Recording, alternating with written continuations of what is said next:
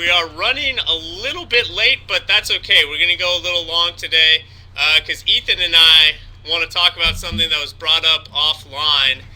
Ethan, why don't you get it started? Yeah, apparently a world out there exists apart from the internet. Who knew? I guess the thing we wanted to discuss is why everyone's going so crazy about this street ball barnstorming and the reaction to Kevin Durant at Rucker Park. I personally, I don't understand why we're making a big deal out of their accomplishments. Like, what does scoring over 60 points mean against non NBA players? The guys aren't that good. But I think part of it is that we have this almost primal instinct as basketball fans to just see what it would be like to see these athletic freaks against guys who are more like the commoners. I remember there was a GQ piece once on LeBron James where the guy writing it was trying to get to play him on a basketball court and see just what it's like. So I think that this is popular perhaps as it taps into that fascination. Although I still don't get why we're making such a big deal out of Durant. And I know you actually got to see him play some street ball, so I was wondering what you took away from that and what you thought about that experience. Yeah, well, there's two things. I think what I saw is probably a little different than what he did at Rucker. I saw him at Spingarn High School in D.C., which is where the Goodman Coalition plays. And for those who don't know much about the Goodman League, look out on ESPN. I'm actually doing a story on it right now. I'm really excited about. But so I went to this game, saw Durant play. The thing that's really interesting when you go see this is people are freaking out because you're like 5 feet away from Kevin Durant in a high school gym. It's the same thing as when like you went to your JV game and you're sitting right in the front row and there's like nobody else there. I mean, I was with 150, 250 other people watching one of the greatest athletes in the world do his thing. So even though he didn't play that well, it was like a sensational event just to be able to watch him that up close and see. I mean, it really is. I think it's guys we don't like to talk about this because it's like not macho and sports have to be macho, but like seeing someone like Durant move up close, just like watching the beauty of him moving around the court is spectacular. So there's that. Then I think so that's like one part of him being spectacular. The other part is how many points did he score? So in my game he didn't play that well. But when you're dropping 65, it's just really freaking cool to watch. Now, what's really funny is the guy who has the Goodman League record right now scored 75. His name is Jerome Board, and his nickname is Silent Assassin. And the difference is when Durant is playing, like I watched this kid play, Silent Assassin, and he was pulling up and like, they were playing defense, but like they weren't running doubles at him and stuff. And when Durant plays in these games, they're doubling him like on the catch once he passes half court because, he's playing with like regular mortals.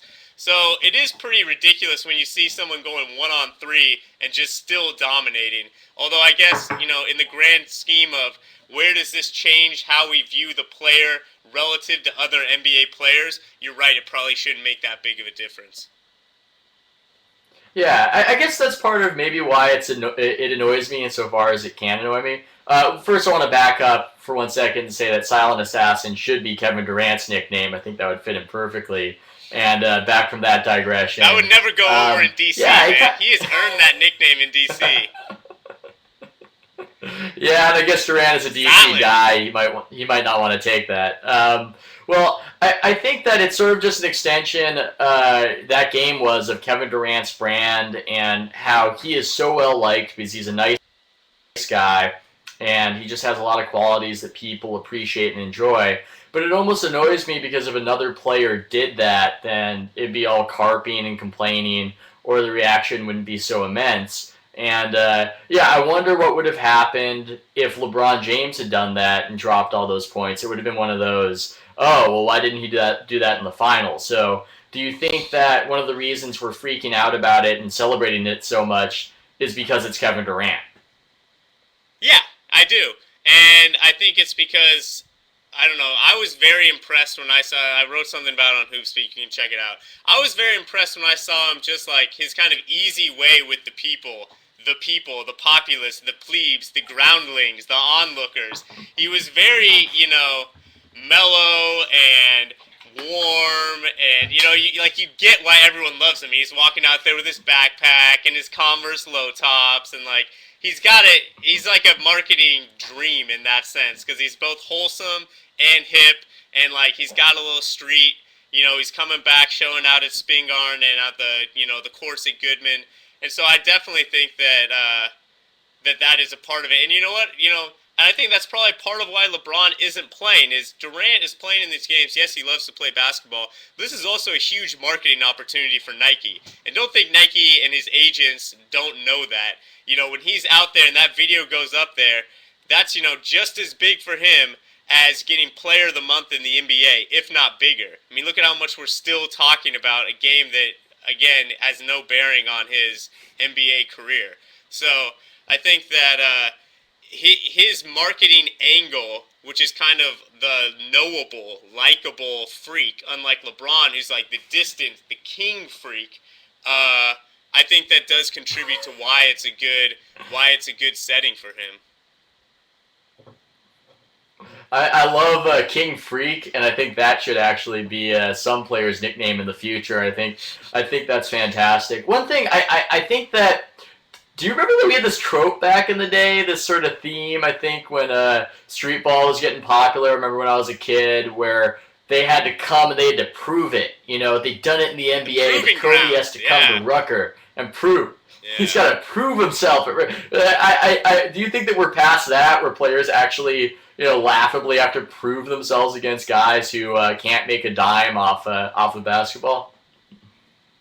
Yeah, I think that is, I don't know if we're past it, because I think there's still a belief that, there's like all these players playing streetball who could be in the NBA, and maybe there's like one or two, but there's such an enormous difference between a guy like Skip Malou, who can come in and can like mentally have the discipline to run the plays correctly, to set the right screens, to not over dribble, to move the ball.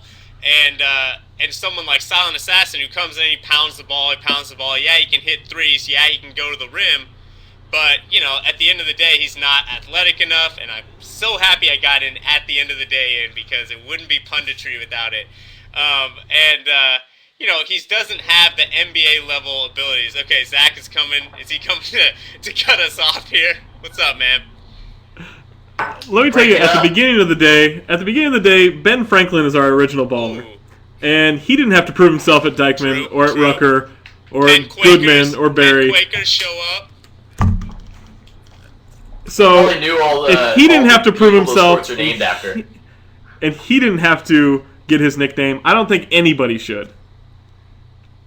Yeah, Ben Franklin was proving himself in the bathtubs of France, according to that John Adams series.